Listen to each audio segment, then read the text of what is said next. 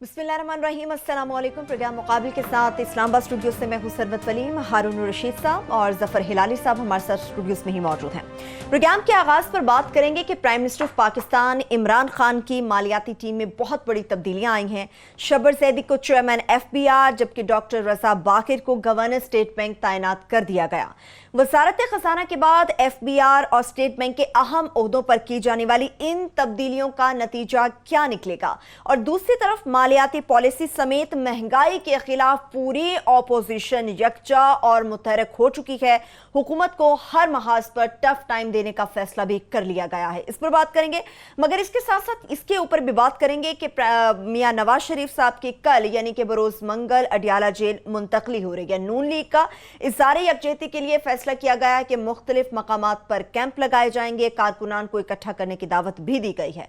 नवाज शरीफ के जेल मुंतकिल होने के नताइज क्या होंगे, ये जानना बेहद जरूरी है। मगर इसके साथ साथ मरियम नवाज को मुस्लिम लीग नून की नायब सदर नामजद किया है। पाकिस्तान तहरीक इंसाफ ने इस फैसले को अदालत में चैलेंज करने का फैसला कर लिया है।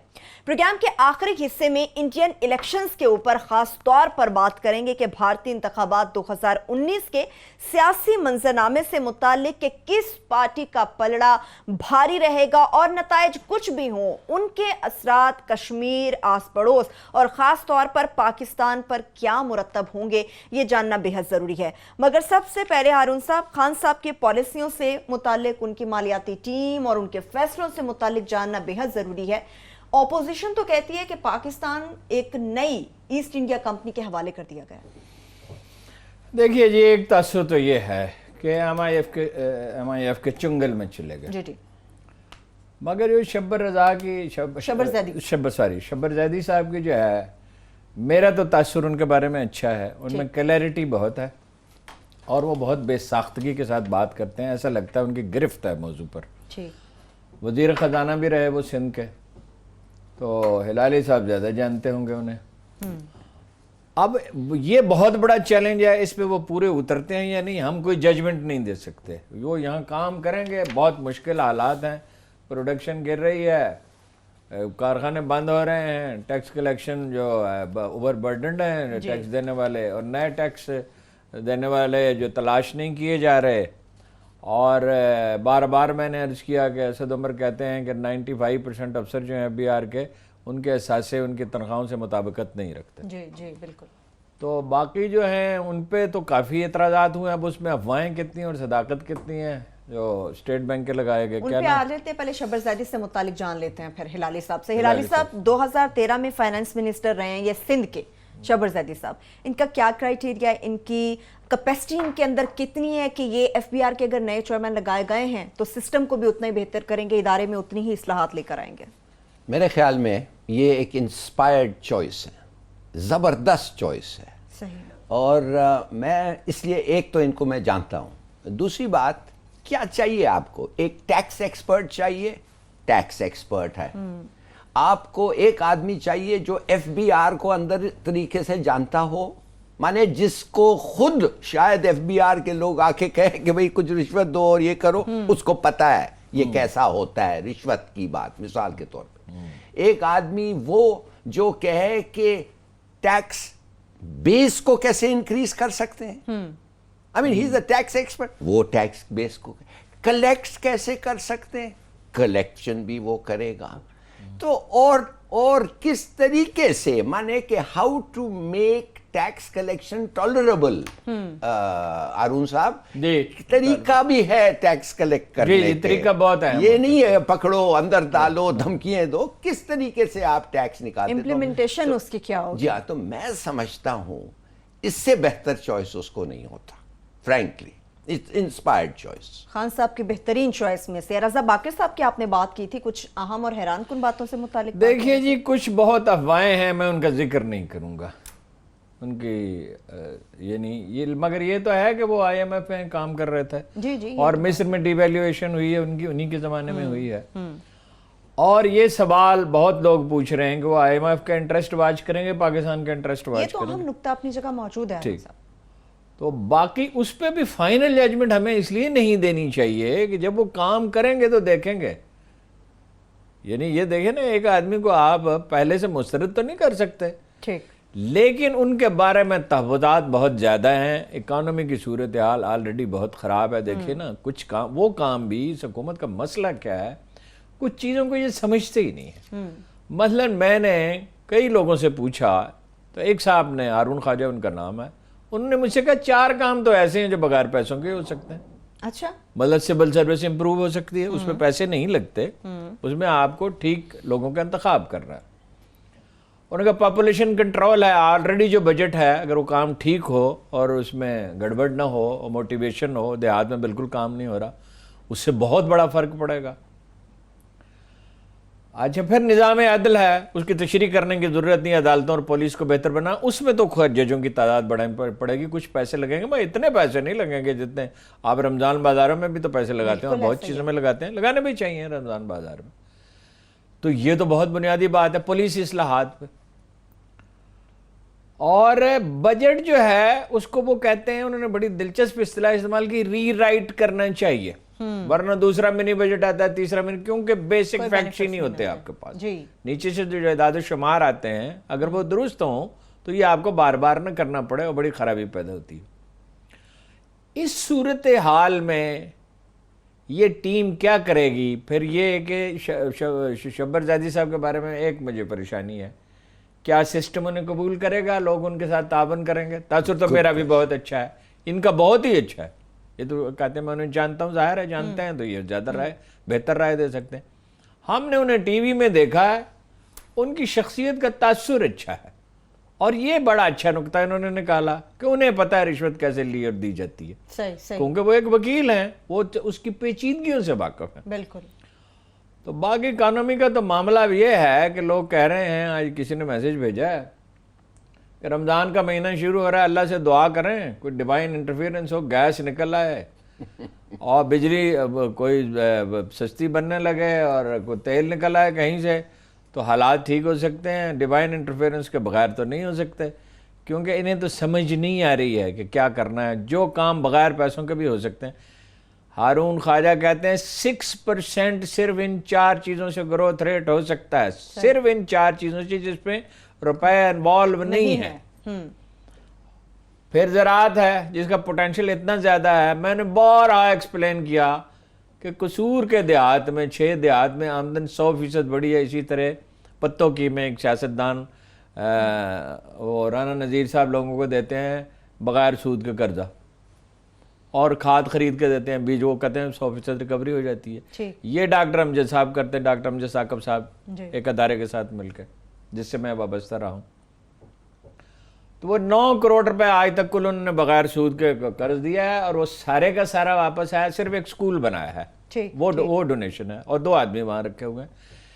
میں خود ان دیہات میں گیا، 100 سے 120% تک آمدن بڑھی ہے، 100% بچے پڑھ رہے ہیں، تمام لوگ استری کیے ہوئے کپڑے پہنتے ہیں، کسی گلی میں کوئی گندگی نہیں تھی. لاہور شہر کی سڑکوں سے زیادہ صاف تھی. مسجدوں میں میٹنگز کرتے ہیں، ذاتی لڑائی جھگڑے بند ہو گئے اور بچیاں پڑھ لکھ گئی ہیں اور بہترین جابز کر رہی ہیں. بہت نہایت شریفانہ ماحول ہے. تو ایگریکلچر میں اتنا پوٹینشیل ہے اور مائننگ میں تو خیر پھر بھی لمبی بات، وہ تو ایک لمبی ہو جائے گی. لیکن کہا جاتا ہے ہلالی صاحب کہ ایک شخص جو ملک کو قرضے اور اس کی غلامی میں رکھنے کی مہارت رکھتا ہے، اس شخص کو گورنر اسٹیٹ بینک لگانا، یہ کہاں کی سمجھداری ہے؟ دیکھیے یہ نہیں ہے کہ اس کا کام ہے. 20 سال جو شخص اس فیلڈ میں رہا، یقینی طور پہ کوشچنز تو اٹھیں گے اس پہ ہلالی صاحب. دیکھیے اس کے کوالیفیکیشنز کوئی بہتر ہو ہی نہیں سکتے. He is an incredible top scholar Harvard کا، اور یہ جو سسٹمز ہیں جس کو ہم چلا رہے ہیں یہ ہارورڈ ویسٹرن بیسڈ سسٹمز ہیں. دوسری بات یہ ہے کہ اس نے ایک بڑا سیکریفائس کیا ہے، مانے مینی ٹائمز لیس، کم تنخواہ پہ ادھر آ کے 3 سال کام کیا ہے، آئی ایم ایف سے ریزگنیشن دے کے بڑا اس نے سیکریفائس کیا ہے. اور آئی لائک دیٹ. اس قسم کا سیکریفائس جو آدمی کر سکتا ہے اس عمر پہ 35-40 سال کے، it's a big sacrifice. Family, young بچے، یہ وہ، پھر بھی اس نے کیا ہے.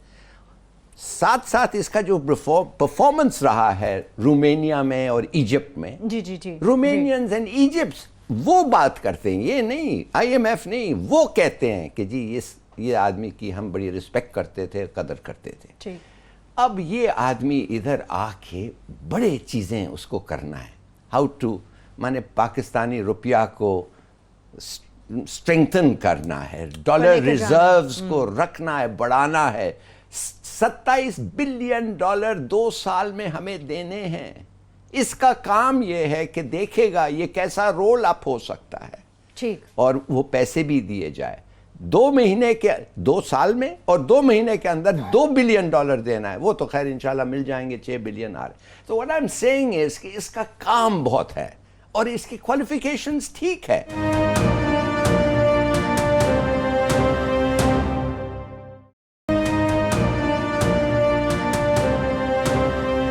پیپلز پارٹی تو ہارون صاحب کہتی ہے ان کے ہلالی صاحب کے مطابق اچھی ٹیم انہیں ملی ہے, ٹھیک ہے, رضا باقر صاحب کو, مگر حفیظ شیخ صاحب نے جب وہ فائنانس منسٹر تھے سب سے زیادہ قرضہ لیا, یہ ان کی پیپلز پارٹی کہتی ہے.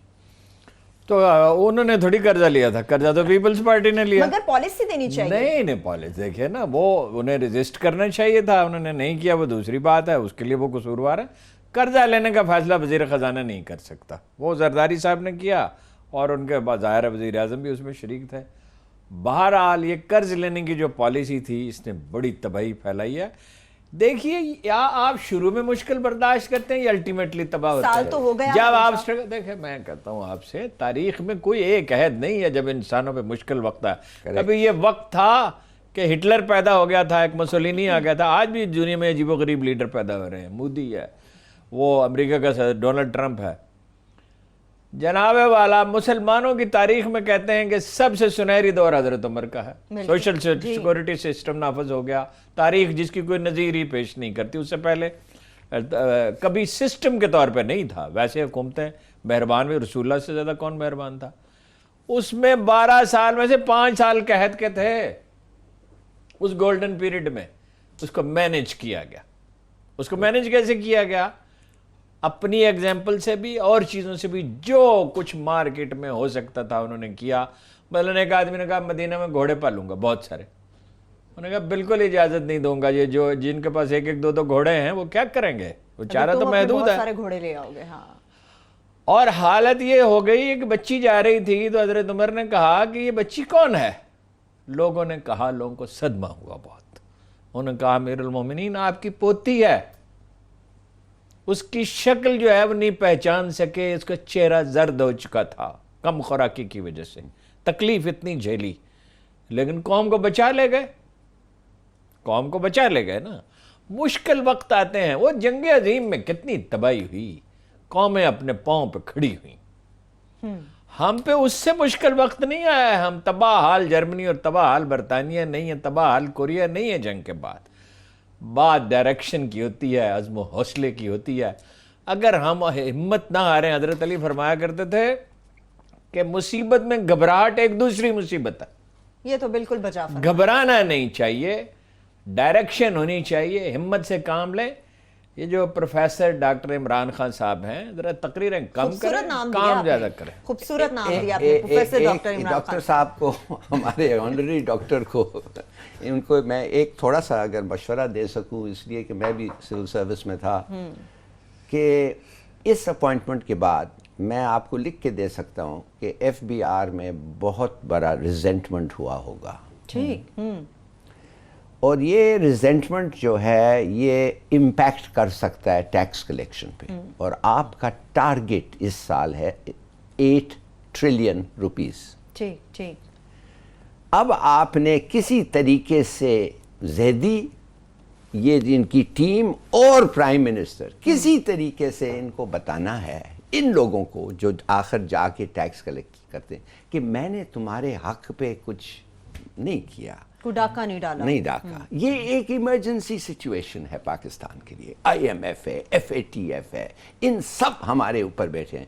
اس ایمرجنسی سچویشن کے لیے آئی وینٹ آؤٹ سائڈ اور کسی کو میں نے لیا, مگر آپ کی کوآپریشن اور کولیبوریشن کے بغیر یہ کبھی ہو ہی نہیں سکتا. یہ اس قسم کا میسج جانا چاہیے.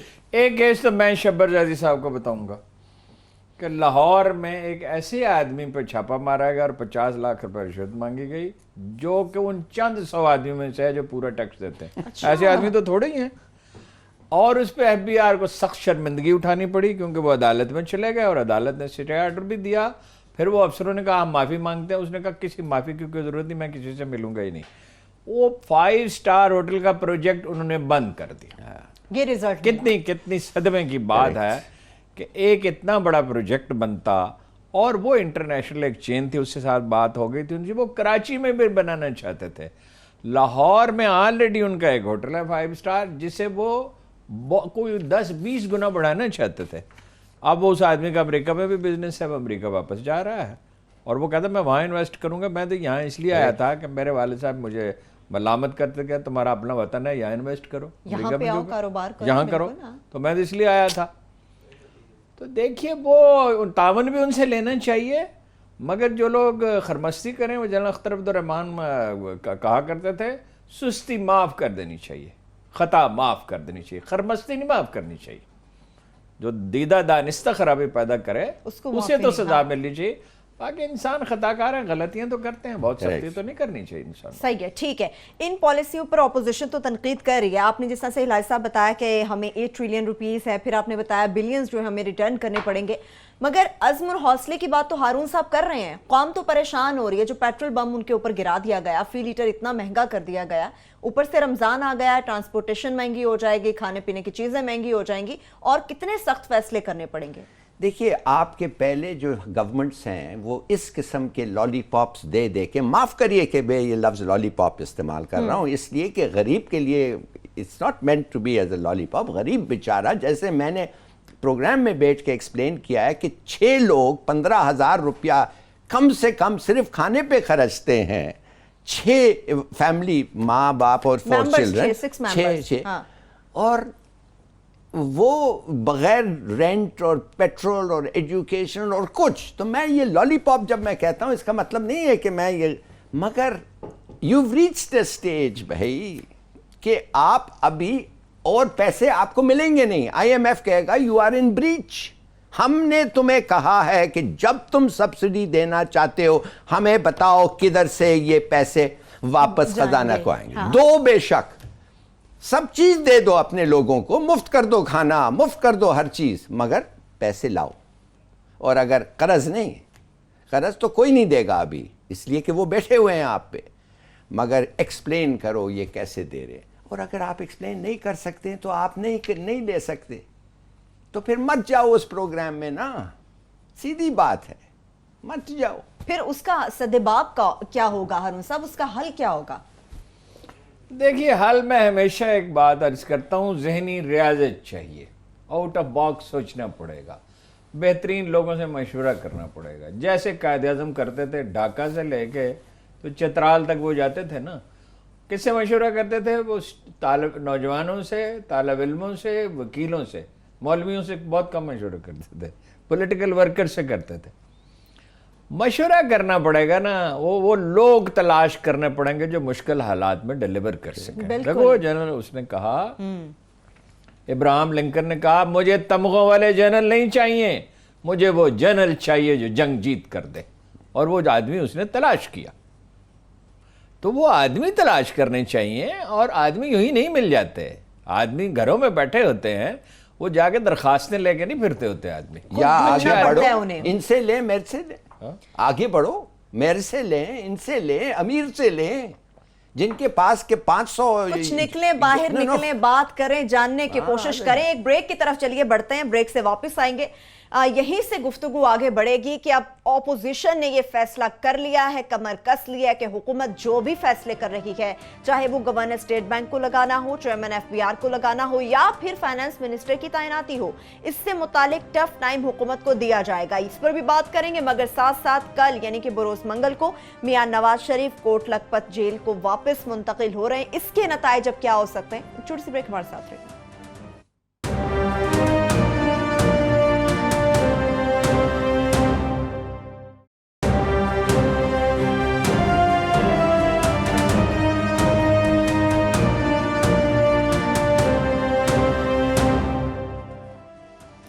بریک کے بعد ایک بار پھر سے پروگرام میں ہم آپ کو خوش آمدید کہیں گے. کل کا دن ہارون صاحب بہت زیادہ امپورٹنٹ ہے, خاص طور پر نون لیگ کے لیے, کیونکہ میاں نواز شریف صاحب کل واپس جیل منتقل کر دیے جائیں گے. 6 ہفتوں کا ریلیف تھا, کوشش بڑی تھی, علاج تو نہیں ہو سکا لیکن شاید مزید ریلیف کی بات کر رہے تھے, اب کل واپس جا رہے ہیں. میں مختصر بات کروں گا, یہ لمبی ہو گئی, کہ دیکھیے گرفتاری تو انہیں دینی ہے, حکومت اس کی متحمل نہیں ہو سکتی وہاں ہزاروں آدمی جمع ہوں. یا تو نواز شریف صاحب ان سے اپیل کر دیں گے میرا خیال ہے رات تک کہ بھائی وہ ورکر جمع نہ ہوں کیونکہ وہاں فساد ہوگا, موسم بھی خراب ہے, اور یہ حکومت کوئی بندوبست کرے گی. یہ تماشا نہیں ہونا چاہیے, انڈرسٹینڈنگ ان کی موجود ہے, اسٹیبلشمنٹ کے خلاف بات بالکل نہیں کر رہے نواز شریف صاحب, اور شاید خاقان صاحب کو لگایا ہے کہ جن کے لیے سافٹ کارنر ہے اسٹیبلشمنٹ میں, اگرچہ وہ ان کی عزت بھی ہے سوائے وہ گیس والے کیس کے, باقی ان پر کوئی الزام بھی نہیں ہے. تو یہ دیکھیں گے کل کیسے ہوتا ہے. ڈیمورلائزیشن تو ہوگی, حوصلے تو پست ہوں گے ان کے جیل جانے سے, لیکن صاحبزادی کو بنا رہے ہیں, اگین اس پہ اعتراض. صاحبزادی پہ بات کرتے ہیں, مگر کل جا رہے ہیں جس طرح سے ہارون صاحب نے کہا, ہو سکتا ہے وہ اپیل کر دیں کارکنان جمع نہ ہوں, لیکن ایسا ہو سکتا ہے کہ نواز شریف صاحب جیل واپس جا رہے ہیں اور کارکنان کے جتھے نہ وہاں پہ پہنچ سکیں. یہ میں سمجھ نہیں آ رہی ہے. آپ ایک کرائم کمٹ کیا آپ نے, آپ پکڑے گئے ہیں, آپ کو سزا ملی ہے, آپ کو پتہ نہیں کیسے اور کس بیسس پہ بیل مل گئی, دوسرے لوگوں کو تو نہیں ملتی ہے. اور اس دوران جو آپ بیل پہ تھے, کوئی 70-80 لوگ مر گئے ہیں ہارٹ پرابلمز کے ساتھ. میں یہ جاننا چاہتا ہوں کہ آپ کو یہ ایک ریمارکیبل ایک کنسیشن ملا تھا, اس کے بعد آپ کہتے ہیں میں جیل نہیں جانا چاہتا. پرماننٹ انہیں ریلیف چاہیے. ان کے پاس 2 کورسز آف ایکشن ہیں. پہلی کورس آف ایکشن یہ ہے کہ یہ کریں وہ جو سپریم کورٹ نے ان کو کہا ہے, جاؤ ہائی کورٹ کے ساتھ پاس اور کہو بیل دیں. سپریم کورٹ نے ان کو کہا ہے, مگر ساتھ ساتھ سپریم کورٹ نے کہا ہے تمہیں بیل اونلی فار ایکسٹراڈنری ریزنز مل سکتا ہے, ایسا نہیں تو اٹ از انکنسیویبل. بھائی سپریم کورٹ کا ججمنٹ, سپریم کورٹ کے کہنے کے خلاف ہائی کورٹ کیسے بیل دے گا؟ ایک. دوسری چیز جو ہے, آپ نے اپیل کیا ہے بھائی نیب کورٹ کے کنوکشن کے خلاف. اب یہ بے شک آپ کر سکتے ہیں کہ گورنمنٹ کو آپ کا وہ جو ہے اٹارنی کہہ سکتا ہے کہ جلدی کرو فیصلہ, اس ہمارا اپیل سنو کہ یہ کچھ کام آگے بڑھے. دوسری بات یہ جو مریم نواز کا ہے, چلو جی انہوں نے اپوائنٹ کر دیا مریم نواز کو. کیسے ہلالی صاحب کیسے کر دیا؟ آپ کو کیا پرابلم ہے؟ تو چیلنج ہوگا. آپ کو کیوں پرابلم ہے؟ کیسے کر سکتے ہیں؟ چیلنج تو ہوگا, تحریک انصاف تو چیلنج کرے گی اسے. تو کرے گی تو رہنے دیں نا, آپ کو کیا پرابلم ہے؟ وہ کرنا چاہتے ہیں, وہ maybe to make a point کہ یہ بڑی اچھی ہے, بڑی we want her to be there. Challenge ہو جائے گا, ہار جائے گی, سمجھ گئے نا. میں یہ جاننا چاہتا ہوں آپ اور شاہ محمود قریشی دونوں کو اتنا غصہ کیوں آ رہا ہے کہ انہوں نے نامینیٹ کر دیا اس کو؟ نہیں شاہ محمود کی تو کوئی بھی وجہ ہوگی. شاہ محمود کی وجہ یہ لگتی ہے کہ وہ ڈرتا ہے اس سے. اب سننا تو صحیح, سربت نے تو نہیں بننا نائب صدر, نے تو سوال کیا بطور journalist. Yes I am sorry. تو آپ کا مطلب ہے کہ وہ بن سکتا ہے, وائس پریزیڈنٹ بنے گا وہ اس کا؟ نو. تو دیکھو ایک آدمی نے اپنی بیٹی کو غلط, میرے خیال میں, آپ کے خیال میں اپوائنٹ کیا, چلو یار چیلنج کرو کورٹ میں. یہ تقریر پہ تقریر ہو رہا ہے کہ یہ ہو گیا وہ ہو گیا, لیٹ اٹ بی, کورٹ کہہ دے گا. مگر لگتا ایسا ہے کہ یہ ڈرتے ہیں اس لیے کہ شاید اس پہ کرزما ہے, شاید وہ بڑی اچھی لیڈر بنے گی, دوسروں سے تو بہت اچھی ہے. ویسے معذرت کے ساتھ ہلالی صاحب, اگر آپ یہ سمجھتے ہیں کہ شاید یہ بھی لوگ سمجھتے ہیں کہ وہ بڑی اچھی لیڈر بنے گی, کہتے ہیں کہ نواز لیگ جس حال میں پہنچی ہے نا ہارون صاحب, وہ مریم نواز اور ان کے میڈیا سیل کے ذمہ دار تھی.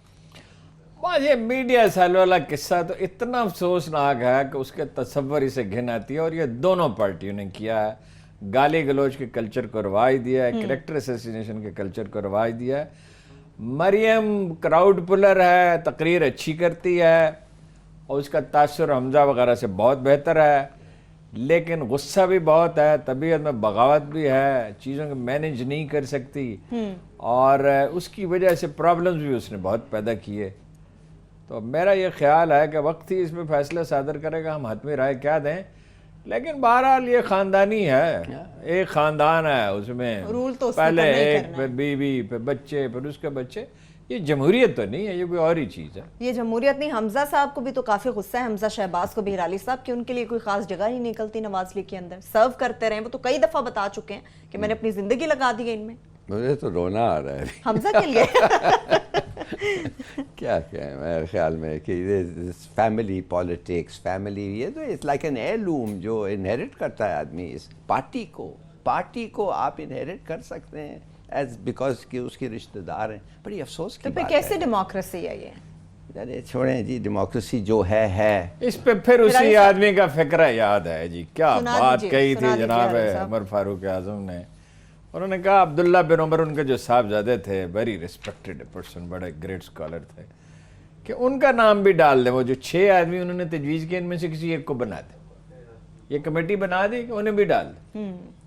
انہوں نے کہا اگر اقتدار ایک نعمت تھا تو عمر کے گھرانے کو پہنچ چکا, اگر یہ آزمائش تھی تو ہم اس سے گزر چکے, اب ہمیں معاف کر دیا جائے. جو صحت مند انداز, قائد اعظم نے کہا اپنے بھائی کو ملنے سے انکار کیا, آپ جانتے ہیں, اور کہا کہ اس نے اپنے کارڈ پہ کیوں لکھا ہے بردر آف گورنر جنرل. یہ تو کوئی صحت مند انداز فکر نہیں ہے. باقی وہ خبتے اعظم, سلیمان بن عبد الملک تھا مشہور, جس نے ایک نیکی اس سے سرزد ہوگی کہ اس نے جناب عمر بن عبدالعزیز کو نامزد کیا, تو اس کو ہرا رنگ بڑا پسند تھا. اچھا, اس نے ہرے رنگ کا خیمہ لگوایا, ہلکے ہرے رنگ کا, اس کا لباس پہنا, اسی طرح کی پگڑی پہنی, پھر شیشے کے سامنے کھڑے ہو کے کہا کہ اگر ابو بکر صدیق تھے اور عثمان غنی تھے اور عمر جو ہے وہ فاروق اعظم تھے اور علی جو ہیں وہ صاحب علم تھے اور یہ تھے, تو میں بھی تو جوان بادشاہ ہوں. ہاں جی, تو میں خدا کی قسم قسطنطنیہ کو فتح کروں گا یا شہید ہو جاؤں گا. اور حالت اس کی یہ ہوئی کہ کچھ دن میں بیمار ہوا قسطنطنیہ, تو اس نے کہا خاک فتح کرنا تھا, اور رو رہا تھا اور کہہ رہا تھا میرے بچوں کا کیا ہوگا. تو جناب عمر بن عبدالعزیز نے, انہوں میں جلال جب چمکتا تھا تو بہت چمکتا تھا, اور کہا خدا کے بندے, جس اللہ نے تجھے رزق دیا وہ تیرے بچوں کو رزق نہیں دے گا.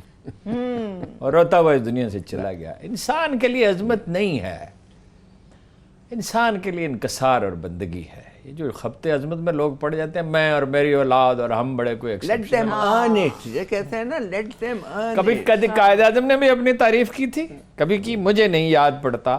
وہ الٹا کہتے تھے, وہ کہتے ہیں میں تمہارا روحانی پیشوا نہیں ہوں. یہ تو عمران خان صاحب تو دعویٰ کرتے ہیں روحانیت کا. وہ کہے میں نہیں ہوں بھائی, میں سیاسی لیڈر ہوں, میں تمہارا وکیل ہوں, میں تمہارے بیان پہ شطرنج کھیلتا ہوں. تو کاش کہ خان صاحب بھی اس چیز سے متعلق کچھ سیکھ لیں. 1 منٹ ہے بریک کے لیے, مگر ہلاری صاحب جاتے جاتے شہباز خبتے عظمت کی بات کی تو میرے ذہن میں شہباز شریف صاحب آ گئے, واپس آئیں گے لندن سے وہ؟ ہاں دیکھیے, بڑا اچھا آرٹیکلز نکلے ہیں آج کل وہ, کہ یہ اب ہم نے تو بات کی کہ یہ جیل میں جا رہے ہیں, لوگ کہہ رہے ہیں کہ جیل میں جانے کے بعد اور اگر چھوٹے نہیں پھر کیا ہوگا. اور یہ ہوگا کہ سنا یہ ہے کہ ایک اسحاق ڈار کے تھرو اور دوسرے اپنے بیٹوں کے تھرو وہ ڈیل پہ پھر آئیں گے, جو پلی بارگین کی ڈیل پہ آئیں گے, اور اس طریقے سے وہ نکلیں گے. مگر all is speculation. میرا دعا یہ ہے کہ جتنا سزا ملے گا ان کو صلاح بھگتیں, جیل میں رہیں, جیل میں کاٹیں, اور روز اس ملک کو ایک ٹی وی پکچر ہو, اتنے سارے پتھر رکھے ہوئے ان کے سامنے اور وہ مار رہے ہوں اور توڑ رہے ہوں, اور یہ سزا بھگت رہے ہیں. یہ نظر آنا چاہیے. ایک چھوٹی سی بریک کی طرف بڑھتے ہیں. جب بریک سے واپس آئیں گے خاص طور پر بڑی تفصیل سے بھارتی انتخابات 2019 سے متعلق بات ہوگی. کون سی پارٹی جیتے گی, پاکستان پر, کشمیر پر اور دیگر ممالک پر کیا کیا اثرات مرتب ہو سکتے ہیں. ایک چھوٹی سی بریک بعد ہمارے ساتھ ہوگی.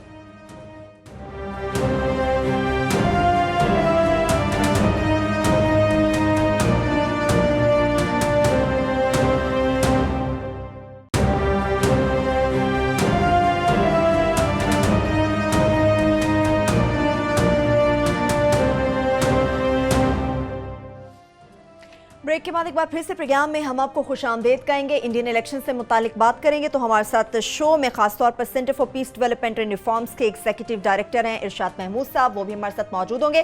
ارشاد صاحب بے حد شکریہ, آپ نے اپنا قیمتی وقت ہمارے لیے نکالا. ارشاد صاحب, الیکشنز جو ہو رہے ہیں بھارت میں 2019 کے انتخابات, کیا سمجھتے ہیں کہ پارٹیز جو بھی الیکٹ ہو کر آئے گی, خاص طور پر پاکستان سے متعلق ہم دیکھتے ہیں کہ کوئی بھی پارٹی آئے بھارت کے اندر تو پاکستان کے ساتھ اس کے مراسم کیا ہوں گے, اوورآل آپ سے ایک تجزیہ چاہیں گے, پھر 1 بائی 1 مختلف موضوعات پر بات کریں گے.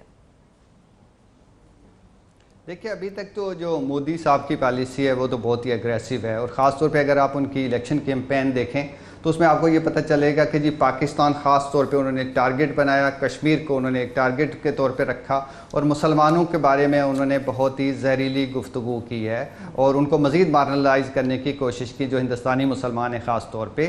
تو اگر مودی صاحب برسر اقتدار آتے ہیں تو مجھے کوئی امید نہیں ہے، کیونکہ ان کی ٹیم بھی وہی ہے، ان کے نعرے بھی وہی ہیں، اور پچھلے جو ہیں الیکشن مہم کے دوران انہوں نے اپنے اتنا زیادہ اینٹی پاکستان جو سینٹیمنٹ ہے اس کو اتنا انٹرنچ کر دیا ہے کہ اب شاید اس سے فوری طور پہ نکلنا ممکن نہیں ہوگا۔ اسی طرح انہوں نے اپنے میڈیا کو بھی پاکستان کے خلاف ایک ٹول کے طور پہ استعمال کیا، تو بہت زیادہ مودی صاحب سے تو امیدیں نہیں رکھی جا سکتی۔ تو جو دوسری بڑی پارٹی ہے اور جو سروے بتا رہے ہیں کہ زیادہ تر چانسز جو ہیں اس وقت جو ہیں وہ راہل گاندھی اور ان کے جو اتحادی ہیں ان کے آنے کی، یعنی کانگریس اور ان کے اتحادیوں کے برسر اقتدار آنے کے چانسز ہیں۔ تو اگر وہ لوگ آتے ہیں تو اگرچہ ہمیں ان سے کوئی بہت زیادہ امید نہیں کہ ان کے آتے ہی وہ پاکستان کے ساتھ ڈائیلاگ شروع کر دیں گے، کشمیر پہ بات چیت شروع ہو جائے گی، لیکن ایٹ لیسٹ اتنا تو ہے کہ ان کی پالیسیز کشمیر کے اوپر ابھی اگر ان کا مینیفیسٹو دیکھیں تو اگریسو نہیں ہیں۔ انہوں نے کشمیر پہ بات چیت کی بات کی، پاکستان کے ساتھ بھی بات چیت کی بات کی ہے، البتہ جو ٹیررزم اور دوسرے ایشوز پہ ان کی اور بی جے پی کی پالیسیز ایک طرح ہیں۔ تو مجھے ایسا لگتا ہے کہ اگر کانگریس آتی ہے تو پاکستان اور انڈیا کے درمیان جو ٹینشن ہے وہ ریڈیوس ہونا شروع ہو جائے گی آہستہ آہستہ، لیکن اگر مودی صاحب آتے ہیں تو مجھے 1-1.5 سال تک تو ایسا نہیں لگتا کہ یہ ٹینشن کہیں کم ہوگی، بلکہ ایسا بھی ہو سکتا ہے کہ اس میں مزید اضافہ ہی ہو۔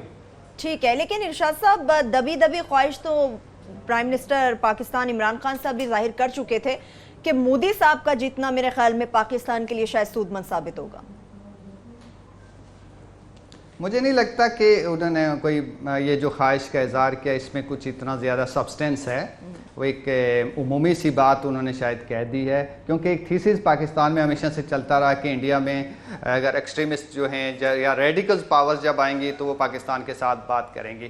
مودی کی شخصیت اور واجپائی کی شخصیت میں بہت زیادہ فرق ہے۔ واجپائی ایک اسٹیٹسمین تھے، انہوں نے بہت مشکل ٹائم میں 2002 میں ہمیں یاد ہے کہ پاکستان اور ہندوستان بالکل جنگ کے قریب تھے، 9/11 ہو چکا تھا، دنیا ان کے ساتھ تھی، اس کے باوجود انہوں نے پاکستان کے ساتھ ایک ڈائیلاگ شروع کیا اور کشمیر پہ بھی کافی پیش رفت کی، اور خاص طور پہ مشرف صاحب کے ساتھ ان کی کافی بن گئی تھی اور کشمیر پہ کچھ بات چیت ہو رہی تھی۔ لیکن مودی کا جو پورے پچھلے اگر 5 سال کو آپ دیکھیں تو وہ مسلسل انہوں نے پاکستان کو گلوبلی آئسولیٹ کرنے کی کوشش کی، کشمیر میں جو ریپریشن کا لیول ہے اس کو بہت بڑھایا، لائن آف کنٹرول پہ ایک سسٹین قسم کی جو ہے وہ نہ صرف چھوٹے ہتھیاروں سے بلکہ بڑی ہیوی فائرنگ ہوئی۔ تو ہر اعتبار سے ہم دیکھتے ہیں کہ وہ مودی جو ہیں وہ پاکستان کے لیے انہوں نے بڑا سخت ہے ان کا پیغام رہا اور ان کی اپروچ رہی ہے، اور اس میں کوئی بہت زیادہ تبدیلی کی اس وجہ سے امکانات بھی کم نظر آتے ہیں کہ ابھی جو مینیفیسٹو وہ لے کے آئے تھے اور جو الیکشن کیمپین انہوں نے کی اور پھر میڈیا کو جس طرح سے انہوں نے یوز کیا، وہ بھی اس بات کا اظہار ہیں کہ اگلے کچھ مہینوں میں مودی جو ہے وہ کوئی یو ٹرن نہیں لے سکیں گے بلکہ اپنی اسی پالیسی کو سسٹین کریں گے۔ صحیح، ہارون صاحب آپ مزید کو کوشچن کرنا چاہتے ہیں؟ دیکھیے میں عرض کروں کہ مودی جیسے لیڈر جو ہیں وہ قومیں بنائے نہیں کرتے، وہ وہاں یہ ریئلائزیشن ہے، اسی لیے کہا جاتا ہے کہ جو سروے ہو رہے ہیں اب ہم کہہ نہیں سکتے کہ اگلے مرحلوں میں کیا ہوگا،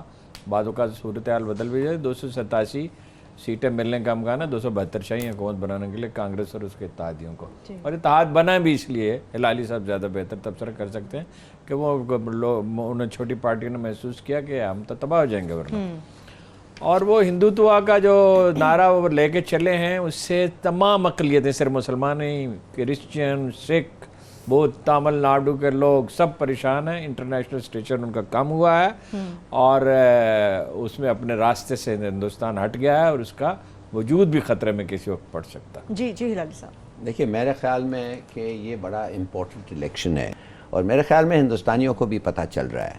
دیکھیے 4-5 چیزیں مودی نے کیے ہیں، ایک تو وہ خود اس کے خلاف ایک سکینڈل ہے، وہ ایروپلینز کا رافائل سکینڈل ہے، مگر سب سے، اور پھر وہ نوکریوں بھی کم ہوئی ہیں اور پھر ڈی مانیٹائزیشن میں وہ ایک بڑا ڈیزاسٹر تھا ان کے لیے، مگر سب سے بڑا چیز جو اس نے کہا ہے اور تباہ کر دیا ہے کہ سیکولر انڈیا کو اس نے تباہ کر دیا ہے۔ میرا اپنا خیال یہ ہے کہ کانگریس جیتے گی اور کانگریس یہ ممتا بینرجی کے ساتھ مل کے جیتے گی۔ اس وقت میرے خیال میں ان کا یہ پولیٹیکل पंडित्स जो हैं हिंदुस्तान में वो कहते हैं 287 सीट्स हैं उनके, और मूडी के और उसके जो एलाइज हैं उनके 256 हैं। मेरे ख्याल में सबसे अच्छा डेवलपमेंट इस खित्ते में, इस बड़े सगीर में ये होगा कि अगर मूडी हारे। सही। और ये टेरिबल जो उसकी जो मेरे ख्याल में ये हॉलोकॉस्ट कर रहा है वो। देखिए मुसलमान जो है वो कहता है मैं इसके लिए वोट करना चाहता हूँ, क्योंकि मैं डरता हूँ कि मैं अगर इसके साथ बात ना करूँ ये हमारे लोगों को मारेगा, इसलिए मैं उसको लिए वोट करता हूँ। क्या है कि लड़के ने, मैं इसलिए जाता हूँ। कहता है मगर जब योगी को इसने बनाया, योगी उत्तर प्रदेश का चीफ मिनिस्टर, कहता है you know it was like, क्या मैं आपको बताऊं, योगी को बनाना एज दिस थिंग, वो एक्सट्रीमिस्ट से एक्सट्रीमिस्ट आदमी है जो एक्चुअली इंस्टिगेट करता है। कहता है कि हम लोग क्रिकेट नहीं खेलते, कहता है हम लोग क्रिकेट खेलते हैं, हम लोग बाहर जाते हैं, रोकते हैं, हमें ऐसा देखते हैं। सही। ये तो यहूदी बन गए हैं इंडिया में। मुसलमान जो हिटलर ने यहूदियों के साथ किया, ये हालत हो रही है हिंदुस्तान में मुसलमानों के साथ। और ये कब तक हम लोग रिएक्ट नहीं करेंगे? We can't. अगर वो आ जाएंगे कश्मीर में, उसका पूरा पॉलिसी ये है, नेतन्याहू ने उसे सिखाया ढकेलो इनको पाकिस्तान की तरफ, खाली करो इलाका और लाओ तुम्हारे हिंदुओं। और जब वो हमारे बॉर्डर्स पे आके बैठेंगे, क्या हम कह सकते हैं उनको कि तुम मत आओ? हम मुसलमान को कह सकते हैं कि तुम मत आओ? सही है। जो बातें, एक बात इरशाद महमूद साहब ने बड़ी अहम कही थी, वो इस वक्त सवाल करना भूल गया कि 18% कुल वोट कास्ट हुए और आज तो 2.5% से भी कम हुए हैं इलेक्शन के 5वें मरहले में। Good point. चलिए मैं शाह साहब की तरफ चलती हूँ। शाह साहब, जो बातें हिलाली साहब ने की हैं मुस्लिम कुश फसादात को लेके, कश्मीर को लेके जो भी मामला सामने आए हैं, खास तौर पर मोदी ने जो राजीव गांधी साहब से मुतालिक जुबान इस्तेमाल की है, उसके बाद तो भारत के अपने अंदर बहुत ज्यादा तनकीद का सामना है मोदी साहब को। उनकी ये स्टेटमेंट्स कितना मुआवनत दे रही है कांग्रेस को जीतने के अंदर? देखिए मावनत तो दे रही हैं, लेकिन ये है कि जो वहाँ का नैरेटिव है जो मीडिया लेके चल रहा है, उसमें आपको पता है कि बहुत सारे कारोबारी तबकात वहाँ के मीडिया को कंट्रोल करते हैं। मैं पढ़ रहा था कि 100 जो बड़े कारोबारी ग्रुप्स हैं उनमें से तकरीबन कोई 80 जो हैं वो मोदी को सपोर्ट करते हैं, और उन 80 ग्रुप्स में से बहुत ज़्यादा ऐसे हैं जिनके टीवी चैनल्स हैं। तो मीडिया इंडस्ट्री भी जो है वो ज़्यादातर उसको मोदी के हमायती कंट्रोल करते हैं। लेकिन एक अच्छी बात हुई है कि सोशल मीडिया और उसके अलावा अल्टरनेटिव मीडिया भी हिंदुस्तान में बहुत उसने फ़रोग पाया है, और ख़ास तौर पे पिछले 5 साल में चूँकि मीडिया को बहुत सारे मसाइल का सामना करना पड़ा इंडिया में, तो एक अल्टरनेटिव बड़े टॉप किस्म के जर्नलिस्ट जो हैं उन्होंने वायर के नाम से और मुख्तलिफ नामों से अपने चैनल और यूट्यूब चैनल शुरू किए। तो वो सारी चीज़ें कुछ ना कुछ इम्पैक्ट कर रही हैं। जहाँ तक कश्मीर का ताल्लुक है, वो मैं आपको बताना चाहूँगा कि कश्मीर के जो 3 हल्के थे ख़ास तौर पर लोकसभा के, उनमें ज़बरदस्त किस्म का बहुत ही लो टर्न आउट रहा है, और आज तो कमाल ही हो गया। आज जो 5वां फेज़ था उसमें कोई 2.5% वोट पड़े। मैं पढ़ रहा था कि कोई सिर्फ 12,000 वोट कास्ट हो सके।